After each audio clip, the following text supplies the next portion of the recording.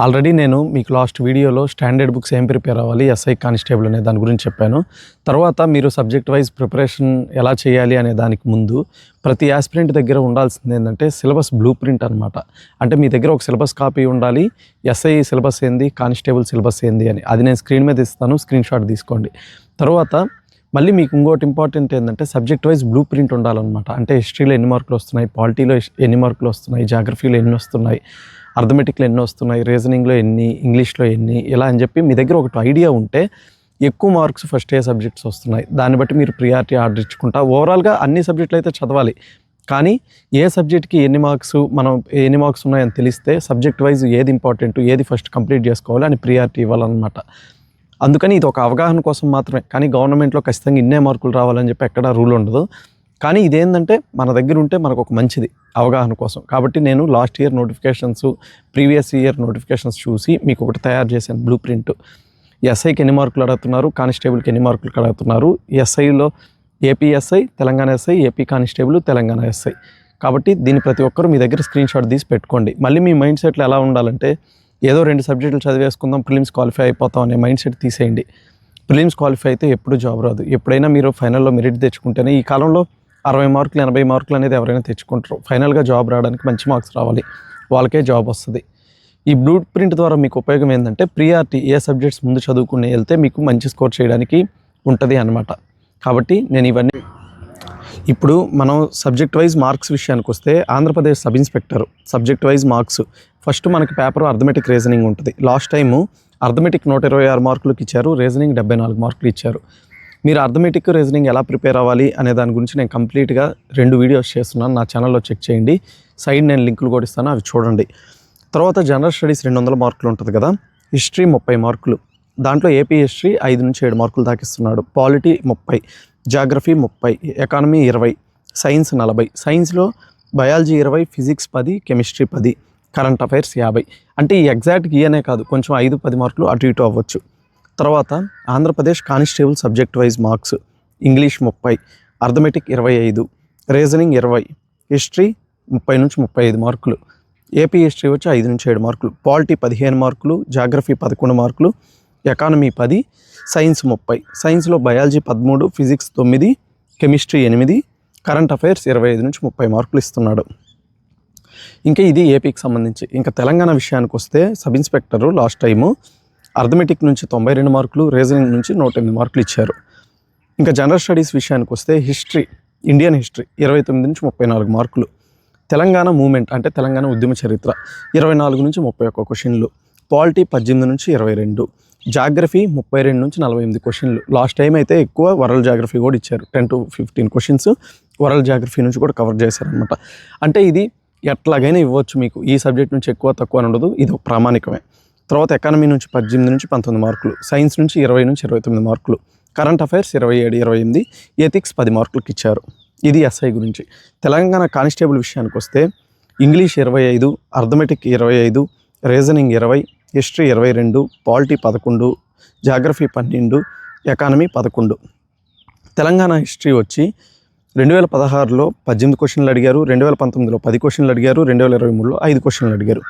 Telangana moment వచ్చి 2016లో 13 క్వశ్చన్లు, 2019లో 9 క్వశ్చన్లు, 2023లో 2 క్వశ్చన్లు. సైన్స్ వచ్చి 27, biology 10, physics 8, chemistry 9, current affairs 27, ethics 7 అనమాట. ఇప్పుడు ఇవన్నీ మీకు చూసాక ఏంటంటే మీకు ఒక అవగాహన వస్తుంది, అంటే ఏ సబ్జెక్ట్కి ఎక్కువ మార్కులు వచ్చున్నాయి, ఏ సబ్జెక్ట్ మనం ముందులు కంప్లీట్ చేసుకుంటే. ఎందుకంటే ఎక్కువ ఉన్న మార్కులు ఉన్న సబ్జెక్ట్ మీరు ముందర కంప్లీట్ చేసుకుంటే మీకు ఒక కాన్ఫిడెన్స్ వస్తుంది అనమాట, నాకు ఇన్ని మార్కులు నా చేతిలో ఉన్నాయి, నేను కంప్లీట్ చేశాను అని. అందువల్ల ఇది చెప్పాను అనమాట.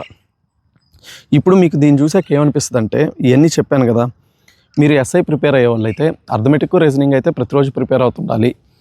తర్వాత జిఎస్ సబ్జెక్ట్స్లో నేను చెప్పేది ఏంటంటే సైన్సు, ఎకానమీ వీటి జోలికి లాస్ట్ వెళ్ళండి, ఎందుకంటే కొంచెం హార్డ్గా ఉంటాయి సైన్సు, ఎకానమీ.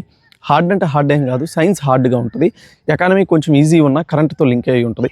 కాబట్టి నోటిఫికేషన్ వచ్చినప్పుడు 1 month 1.5 month ప్రిపేర్ అయినా ఎకానమీ సరిపోద్ది. నేను చెప్పేది ఏంటంటే మన ప్రిపరేషన్ సింపుల్గా వెళ్ళాలంటే ఫస్ట్ హిస్టరీ, పాలిటీ, జాగ్రఫీ ఈ కంప్లీట్ చేసుకోండి. ఒకవేళ మీరు తెలంగాణ స్టూడెంట్స్ అయితే మీకు తెలంగాణలో ఎక్కువ వెయిటేజ్ ఏ సబ్జెక్ట్స్కి ఉంది, తెలంగాణ ఉద్యమ చరిత్రకు ఉంది, తెలంగాణ హిస్టరీకి ఉంది. కాబట్టి మీరు హిస్టరీ, పాలిటీ, జాగ్రఫీతో పాటు తెలంగాణ ఉద్యమ చరిత్ర మూమెంట్ ఈ కంప్లీట్ చేసుకోవడానికి చూడండి. ఇలా మీ ప్రిపరేషన్ అనేది ఒక ముందుకెళ్ళాలి. నేను ఆల్రెడీ స్టాండర్డ్ బుక్స్ చెప్పాను కాబట్టి నెక్స్ట్ వీడియోస్లో ఇప్పుడు మీకు ఈ బ్లూ ప్రింట్ కూడా వచ్చేసింది. ఇది స్క్రీన్ షాట్లు తీసి పెట్టుకోండి. నేను నెక్స్ట్ వీడియోలో ఏం చెప్తానంటే మీకు మీరు షార్ట్ కట్లో ఒక అలవాటుకి వెళ్ళిపోయి ఏదో షార్ట్ కట్స్ షార్ట్ నోట్స్ అవి చదువుకోవాలనుకొని స్టాండర్డ్ బుక్స్ పక్కన పెట్టి అవన్నీ చదివారంటే మీ టైం వేస్ట్ అయిపోద్ది.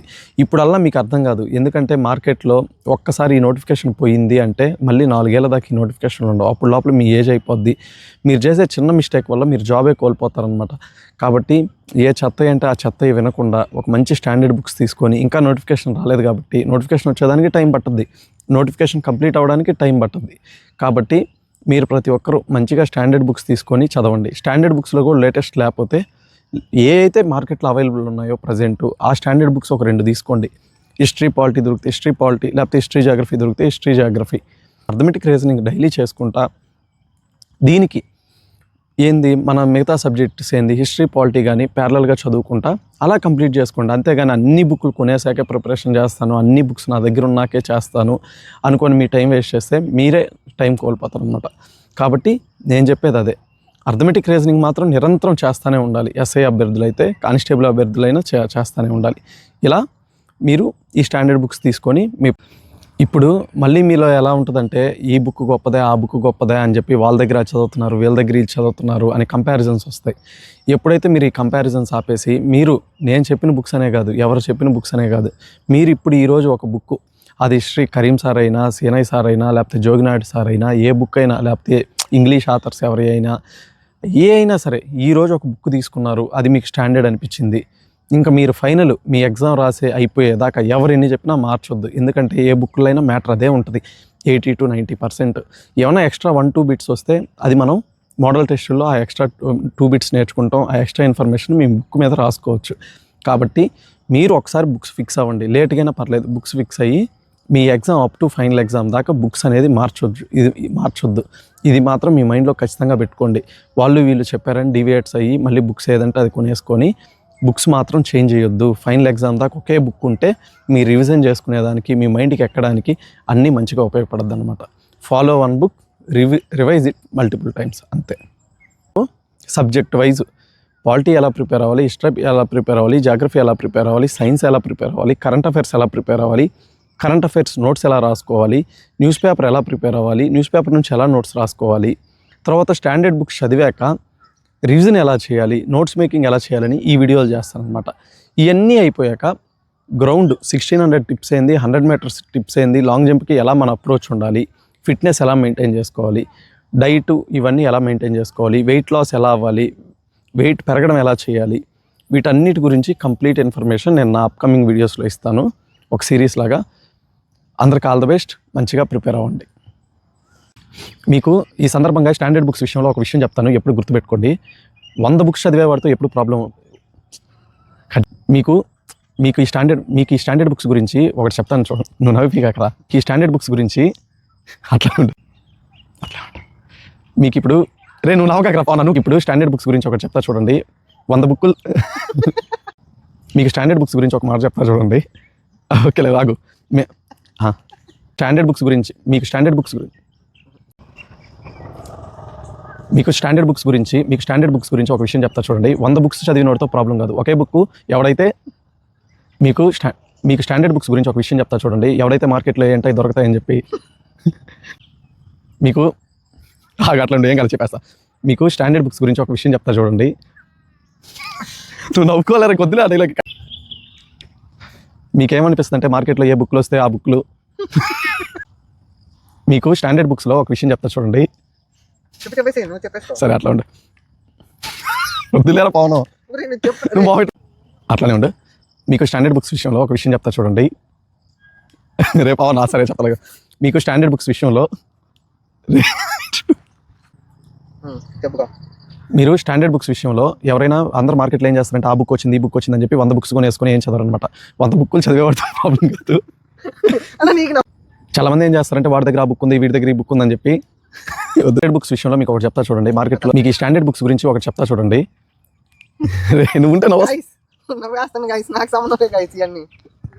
సరే, మళ్ళీ 1,000 years later.